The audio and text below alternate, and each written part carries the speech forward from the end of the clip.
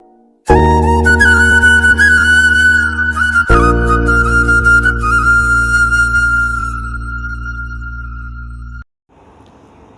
বন্ধুরা, পশ্চিমবঙ্গের কৃষি ও মাছ চাষ চ্যানেলে আপনাদের স্বাগতম। বন্ধুরা, সকাল সকাল আজকে আলুর জমিতে চলে এসেছি। তো যদি ঠিকঠাক মতো না বোঝেন তাহলে দেখুন, আপনারা অনেক চাষি রয়েছে না বুঝে বিভিন্ন ধরনের ছত্রাকনাশক জমিতে স্প্রে করছেন, কিন্তু ভাবছে যে রোগ সেটা কিন্তু ছাড়ছে না। আপনাদের আমি দেখাবো ভিডিওর মাধ্যমে। আমি সকালবেলা জমিতে এসেছিলাম, তো দেখে তারা শুধুমাত্র ছত্রাকনাশক বিভিন্ন ধরনের ইউজ করে গেছে, কিন্তু বুঝতে পারেনি যে আসলে হয়েছেটা কি আলুর জমিতে। তো আপনাদের মাঝে তুলে ধরবো। আপনারা প্লিজ চ্যানেলটিকে সাবস্ক্রাইব করে পাশে বেল আইকনটিকে বাজিয়ে রাখবেন। নতুন নতুন তথ্য আপনারা সবসময় চ্যানেলে পাবেন। তো দেখুন আজকে আলুর জমিতে কি সমস্যা হয়েছে এবং এর সমাধান আমি কী দিয়েছি, যার কারণে আজকে কিন্তু স্প্রেটা করছে। তো আপনারা দেখতে থাকুন। মোটামুটি আলুর বয়স এখানে 50 থেকে 55 দিন হয়েছে। এই মুহূর্তে কিন্তু কী কী সমস্যা হচ্ছে, কী কী সমাধান আমি বলবো। আপনারা এভাবে কিন্তু আলুর পরিচর্যা করবেন, আশা করি কিন্তু খুব ভালো ফলন পাবেন। তো দেখতে থাকুন। তো বন্ধুরা, ব্যাপারটা হচ্ছে এই যে আলু গাছগুলো আমি প্রথমে আপনাদের দেখাবো।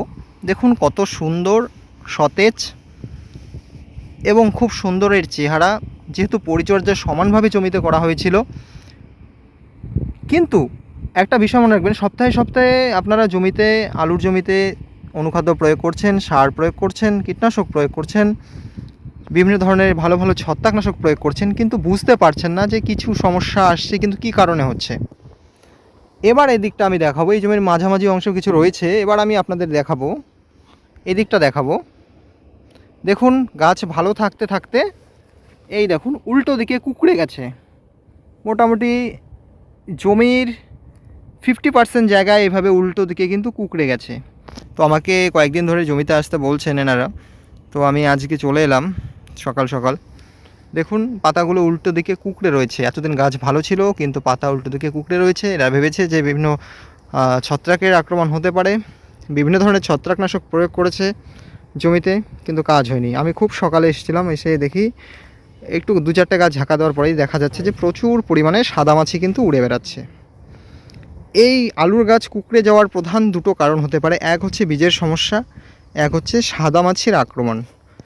শুরুর দিকেই বোঝা যায় যদি বীজের সমস্যা হয়, গোড়া পচে যায়, বীজের চাকি পচা হয়ে থাকে, সেক্ষেত্রে চাকি পচাকে শুরুর দিকে নির্মূল করতে হয়।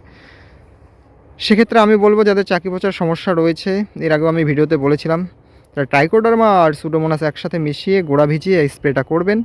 আর এখানে যে সমস্যাটা দেখা যাচ্ছে, এটা কিন্তু পুরোটাই হয়েছে মাছির উপদ্রবের জন্য।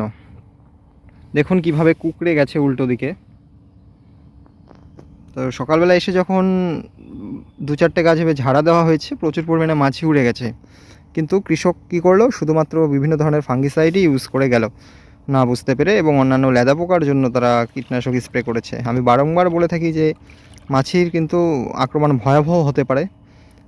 তারপর আজকে আবার কিন্তু জমিতে কথা মতো স্প্রে দিচ্ছে এনারা। এখানে আমি বলেছি ইমিডাক্লোরাপিড, এবং 2-4 দিন আবহাওয়া খারাপ থাকার কারণে মাঝে মাঝে লেড ব্লাইট আসার সম্ভাবনা দেখছিলাম বিভিন্ন জায়গায়, যার কারণে ম্যানকোজেব আর হচ্ছে ইমিডাক্লোরাপিড গ্রুপের কীটনাশক কিন্তু একত্রে এখানে মিক্স করে কিন্তু এখন দেওয়া হচ্ছে। আশা করি কাজ হয়ে যাবে, কিছুদিন পর গাছ মোটামুটি ঠিক হয়ে যাবে। তো আপনাদের যাদের এই সমস্যাটা রয়েছে, এদিকে দেখুন আলু গাছ খুব সুন্দর, ভালো, এবং মাঝে মাঝে এরকম কুঁকড়ে গেছে। এদিকটা দেখুন খুব সুন্দর, আবার এদিকে কিছু জায়গা ভালো, এভাবে মাঝে মাঝে কিন্তু কুঁকড়ে গেছে, উল্টো দিকে পাতা হয়ে গেছে। তো আপনাদের যাদের এই সমস্যা রয়েছে, আপনারা খুব কম পয়সায় ইমিডাক্লোরাপিড গ্রুপের কীটনাশক আপনারা ইউজ করুন, এবং সাথে ছত্রাকনাশক দিতে পারেন ম্যানকোজেব। আলুর বয়স মোটামুটি 55 থেকে 60 দিন, আশা করি ঠিক হয়ে যাবে। আর অবশ্যই আঠা দিয়ে কিন্তু স্প্রেটা করবেন, তাহলে কিন্তু খুব ভালো হবে। তো এই ছোট্ট বিষয়টা আপনাদের মাঝে মনে হলো তুলে ধরি, তাই তুলে ধরলাম। আর চ্যানেলে যেসব নতুন দর্শক রয়েছেন, প্লিজ চ্যানেলটিকে সাবস্ক্রাইব করে পাশে বেল আইকনটিকে বাজিয়ে রাখবেন পরবর্তী নোটিফিকেশনগুলো পাওয়ার জন্য। তো বন্ধুরা, আজকে এ পর্যন্তই। আপনাদের কোনো সমস্যা হলে কমেন্ট করবেন।